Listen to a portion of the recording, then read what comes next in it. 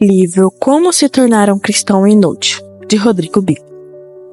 Capítulo 6. Como glorificar a Deus se eu odeio meu trabalho? No filme O Diabo Veste Prada, há um diálogo muito interessante sobre trabalho e realização. Em uma das cenas, a personagem Andrea está conversando com os amigos em um bar sobre seu novo trabalho em uma revista de moda. Um emprego que, como vimos várias vezes durante o filme, milhões de garotas se matariam para ter. Esse não é o trabalho ideal para Andrea, que tem outros anseios, mas como sua amiga diz, tem que começar por algum lugar, não é mesmo? O grupo está conversando sobre seus empregos medíocres e termina o papo fazendo um brinde. Um brinde aos trabalhos que pagam aluguel.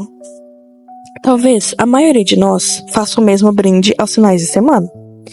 Visto que, segundo a pesquisa, 90% dos brasileiros não gostam do próprio trabalho, no qual passam boa parte do dia.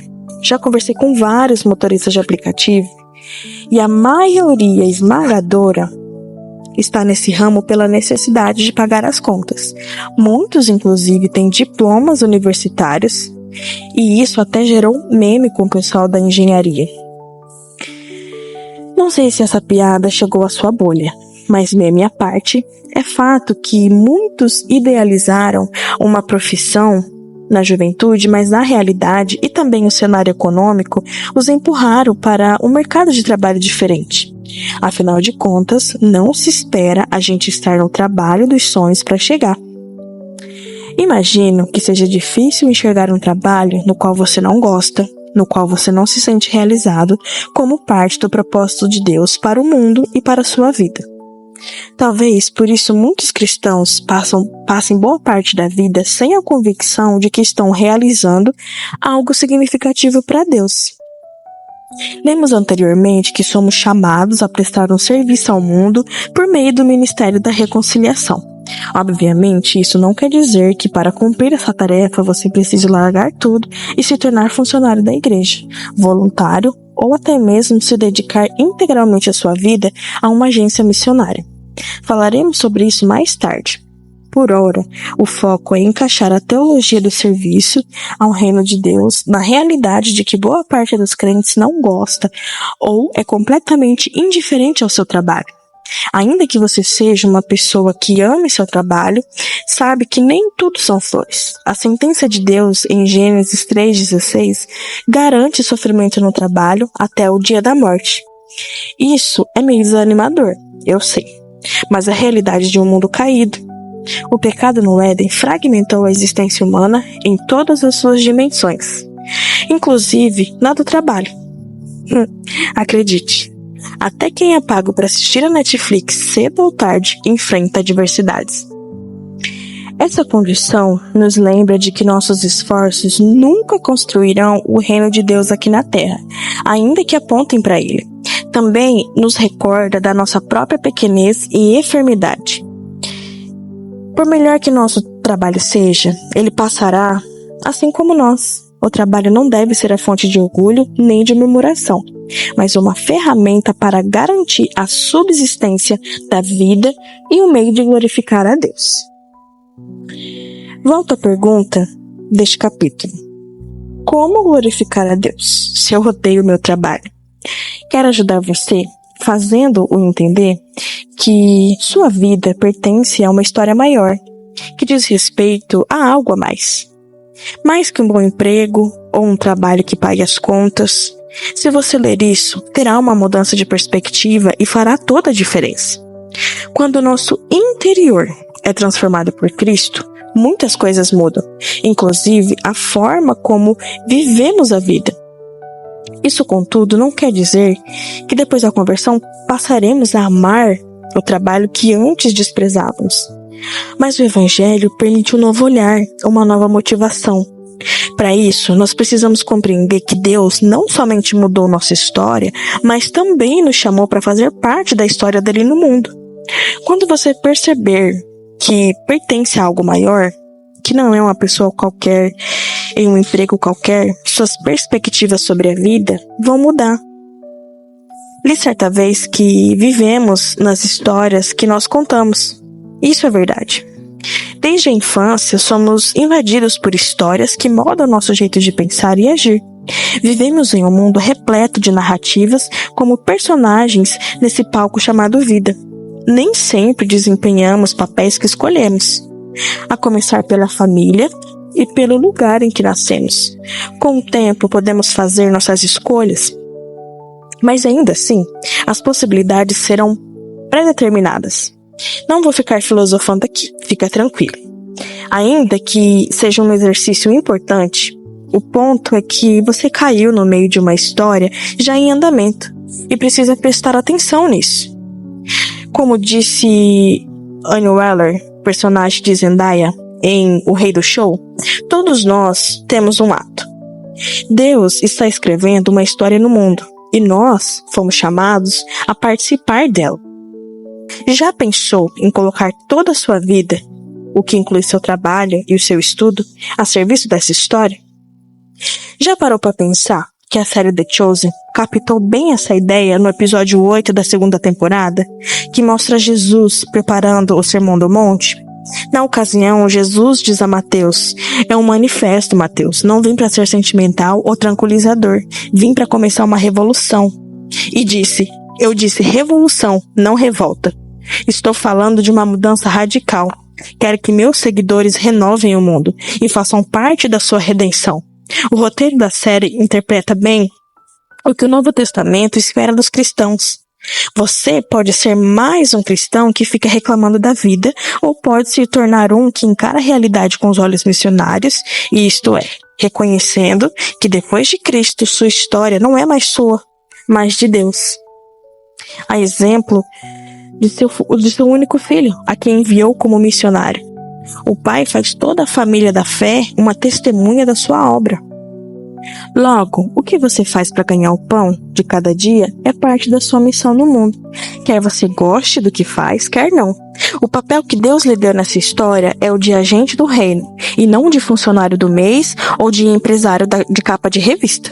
Isso não significa que você precisa baixar a cabeça e aceitar o trabalho que tem em vez de busca de um melhor. Se você tem a oportunidade de lutar, vá em frente, especialmente do seu ambiente de trabalho, se o seu ambiente de trabalho for tóxico ou explorador. Contudo, quero ressaltar que você não precisa morrer de amores por sua ocupação para enxergá-la como uma obra de Deus. Precisamos entender com clareza que fomos incluídos na história de redenção do mundo e estamos justamente com Deus contando uma história. O enredo cristão se resume principalmente em 3 atos: criação, queda, redenção e restauração. Vivemos um mundo que foi criado bom, mas que sofre os efeitos do pecado. Contudo, por causa da obra de Cristo em nós e do derramamento do Espírito Santo, um novo tempo se torna possível ainda hoje. Deus invadiu a história e a eternidade tocou em nós. Isso significa que este mundo velho foi tomado por algo novo. Como o apóstolo Paulo escreveu, logo todo aquele que está em Cristo se torna uma nova criatura. A velha vida acabou e uma nova vida teve início. Ter sido alcançado por Cristo vai muito além do sentimento de ser salvo. É um chamado para ser sal e a viver uma história de uma nova forma, refletindo uma nova criação. Tudo isso ganha mais significado quando você entende que por milhares de anos Deus vem contando uma história de redenção. Desde Gênesis 12, ele pôs em marcha seu plano para reverter os efeitos da queda, narrada lá em Gênesis 3. A promessa feita a Abraão é emblemática. Farei de você um grande povo e o abençoarei. Tornarei famoso o seu nome e você será uma bênção. Por meio de você, todos os povos da terra serão abençoados. Sobre isso, o apóstolo Paulo diz: se vocês são de Cristo, são descendência de Abraão e herdeiros segundo a promessa. Uma das aplicações possíveis desse texto para nós é que aqueles que estão em Cristo carregam a mesma missão de Abraão: levar a bênção redentora às pessoas. Não sei você, mas eu fico encantado com o fato de ter sido enxertado nessa história. Não é incrível ler a narrativa da Bíblia e saber que fazem parte do nosso passado? Sim, é isso mesmo. Somos descendentes de Abraão por meio de Cristo, e isso nos conecta a todo o enredo das Escrituras. É por isso que a Bíblia é a nossa regra de fé e de conduta, mas também é a nossa história. A história que as Escrituras contam é a história, e como tal, deve moldar nossa história individual. É a partir dela que entendemos o que aconteceu com o mundo e o que Deus tem feito para consertá-lo. Primeiro, ele separou os israelitas para que eles fossem luz entre as nações. Depois, com o fracasso do povo, Deus falou por meio dos profetas, assegurando a todos que ele mesmo jamais fracassaria e que um dia enviaria um novo representante. Foi por meio desse Salvador prometido que todo o mundo passou a ser restaurado. Desde então, Deus não parou de trabalhar. Ele não mediu esforços para promover as boas novas. Ele constituiu um povo que ensina seu reino. Logo, tudo que somos e fazemos deve apontar para o reino de Deus. O Evangelho é uma verdade pública. Não diz respeito somente à nossa vida privada. A narrativa que mudou sua vida é aquela que muda o mundo inteiro. Você deve encarar seu trabalho da mesma forma que a Bíblia encara qualquer trabalho. Um chamado para cuidar daquilo que Deus olhou e viu que era bom. Deus criou o ser humano à sua imagem e semelhança e o colocou como responsável pela criação. Assim, ser imagem de Deus significa também trabalhar no mundo em nome de Deus. Como lemos no primeiro capítulo de Gênesis, o próprio Deus foi o primeiro trabalhador. É algo notável que Deus não só trabalha, como também se alegra no trabalho.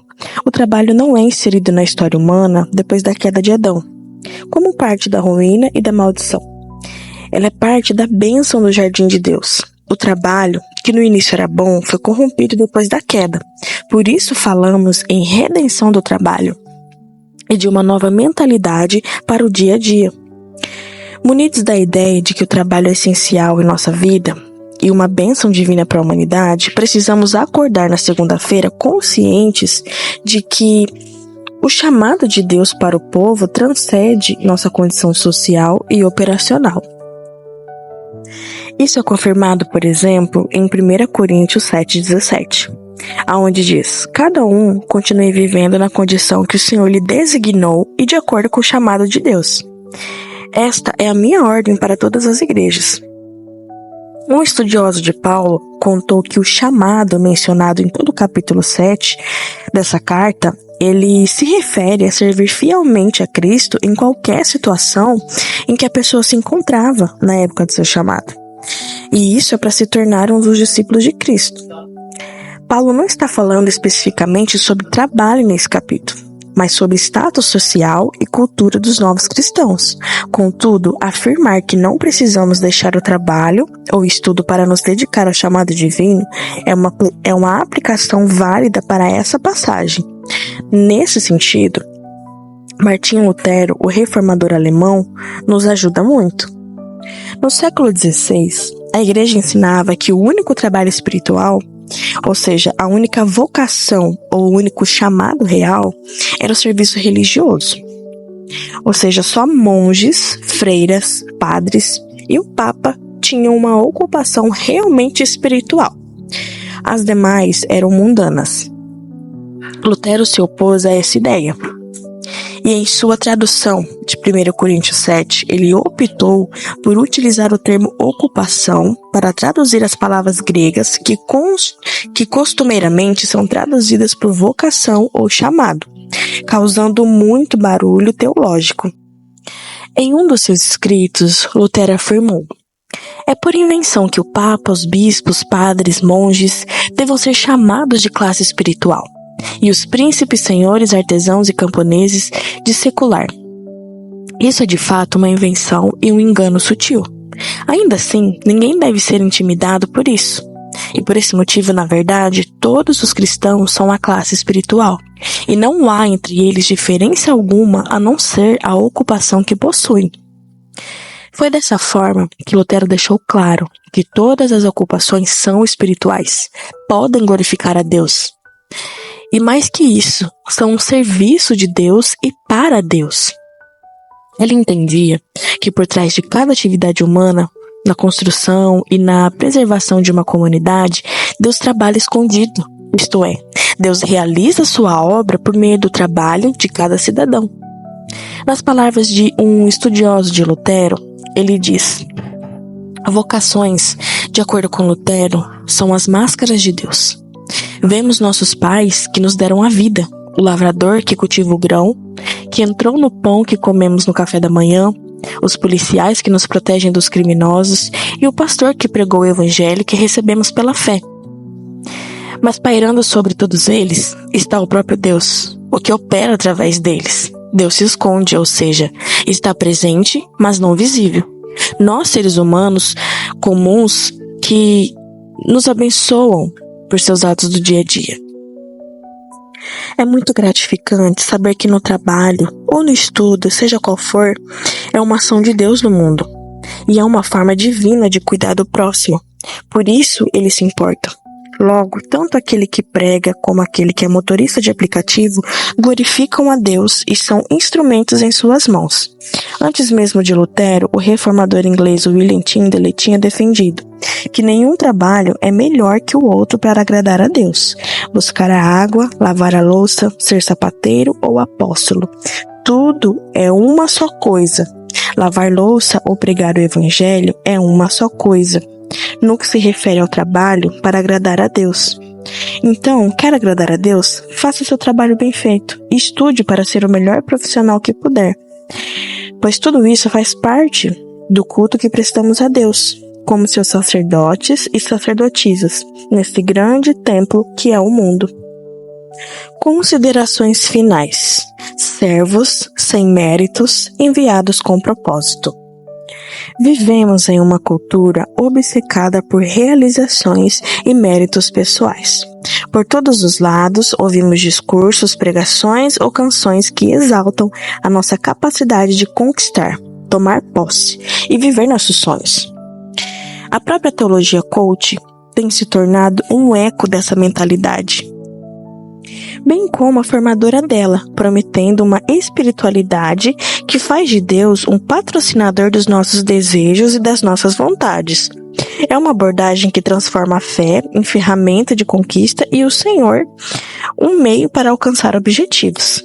Nessa continuação de O Deus que Destrói Sonhos, busquei confrontar essa narrativa, mostrando que o verdadeiro discípulo não se define pelo que conseguimos, mas por quem servimos.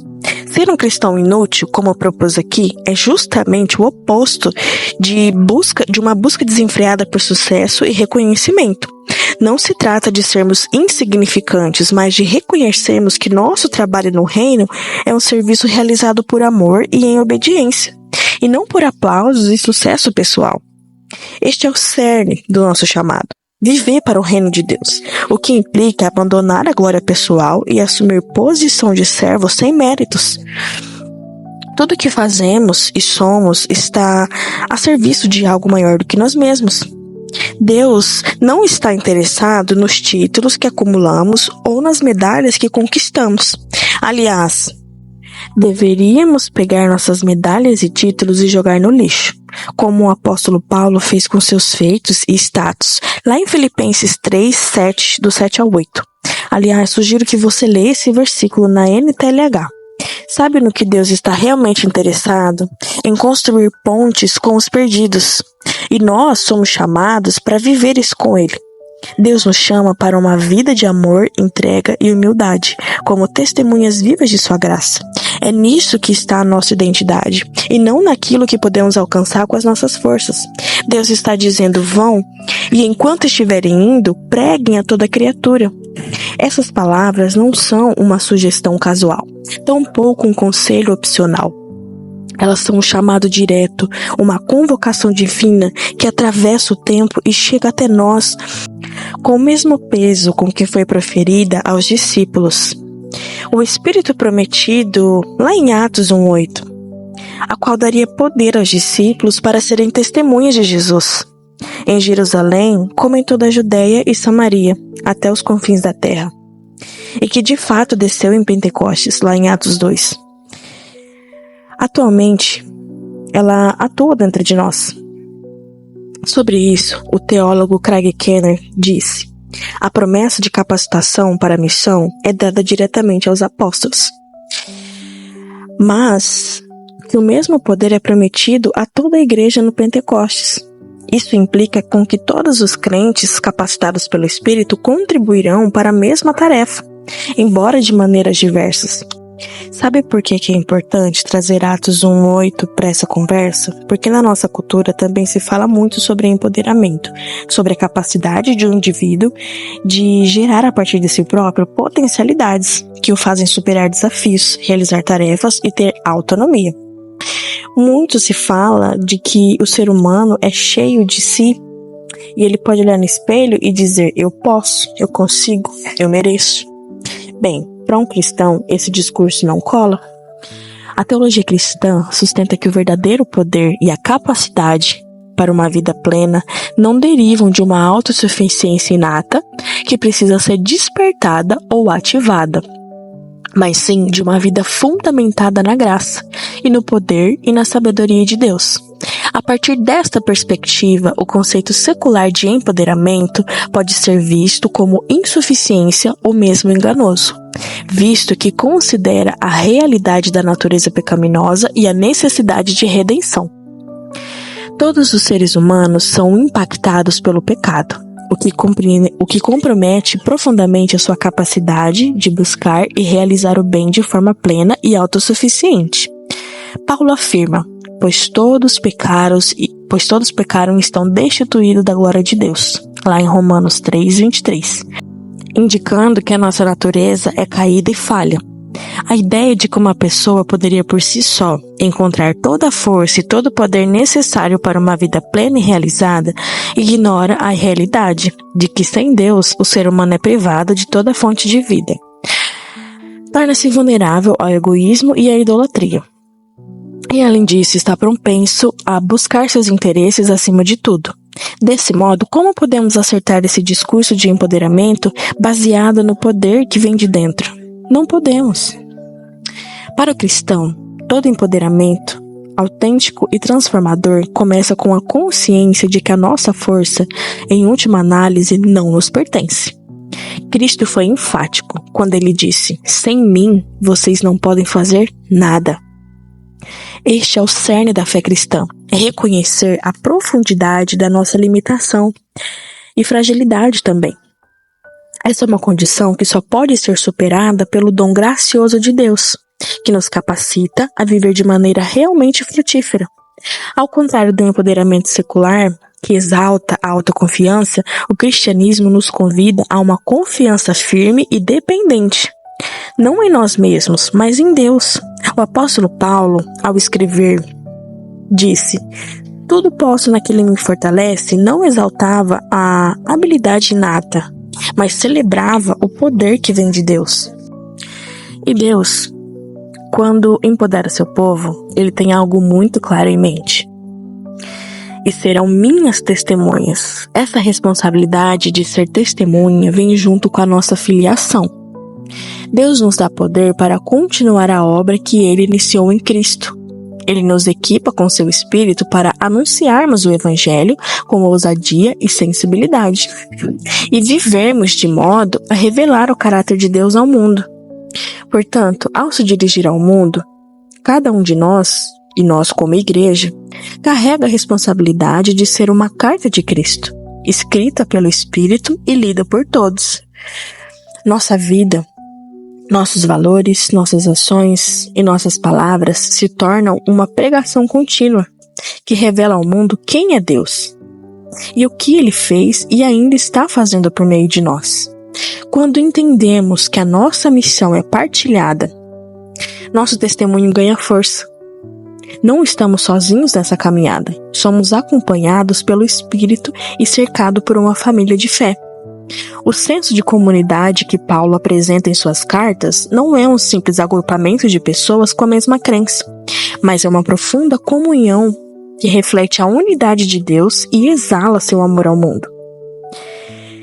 Que como comunidade, encarnemos essa missão com integridade e compromisso, sabendo que a nossa vida em unidade é por si só um testemunho poderoso da graça de Deus. E se você ouviu até aqui este audiolivro, peço que deixe o seu like, compartilhe com mais um amigo e deixe o seu comentário. Que Deus te abençoe.